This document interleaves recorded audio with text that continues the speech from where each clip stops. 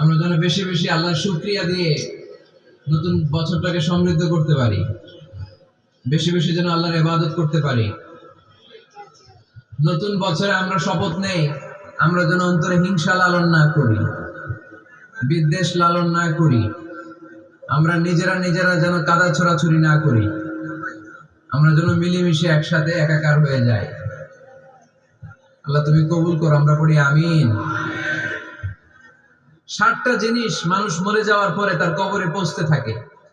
ইন্না মিম্মা ইয়ালহাকুল মুমিন মিন হাসানাতিহি বা'দা মাউতিহি, মানুষ মরে যাওয়ার পরেও যে 60টা জিনিস তার কবরে পৌঁছায় তার মধ্যে একটা হচ্ছে মসজিদান বানাহু, সে যে মসজিদ বানিয়ে গিয়েছে ওই মসজিদের সওয়াব। সুবহানাল্লাহ পড়ে।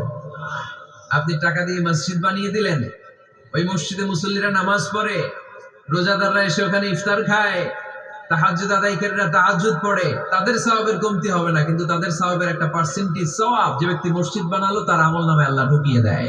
সুবহানাল্লাহ বলতে পারলেন না? হে নামাজি আমার ঘরে নামাজ পড়ো আজ, দিল মে তোমার চরণ তলে হৃদয় যায় নামাজ। হে নামাজি আমার ঘরে নামাজ পড়ো আজ, দিল মে তোমার চরণ তলে হৃদয় যায় নামাজ। পড়েন আল্লাহু আকবার। কি সুন্দর লিখেছেন কাজী নজরুল ইসলাম। কাজী নজরুল ইসলাম খুব সুন্দর করে বলেছেন, মসজিদেরই পাশে আমায় কবর দিও ভাই, ঠিক কিনা? মসজিদেরই পাশে আমায় কবর দিও ভাই, যেন গড়ে হতে মুয়াজ্জিনের আযান শুনতে পাই। আমার ঘরের পাশে দিয়ে ভাই নামাজিরা যাবে,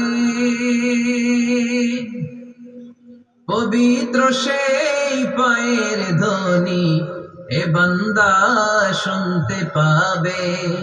গোরা যাবে হতে গুনাহগার পাইবে রেহাই, মসজিদেরই পাশে আমায় কবর দিও ভাই। কত মানুষ নামাজি ভাই মসজিদাঙ্গিনাতে, আল্লাহর নামের জিকির করে লুকিয়ে গভীর রাতে। আমি তাদের সাথে ওই আল্লাহর নামে জপতে চাই, আল্লাহর নামে জপতে চাই। পড়েন সবাই। মসজিদেরই পাশে আমায় কবর দিও ভাই, যেন গড়ে হতেও মুয়াজ্জিনের আযান শুনতে পাই। চিল্লায় পড়তে হবে আমিন। কি দরদ ছিল।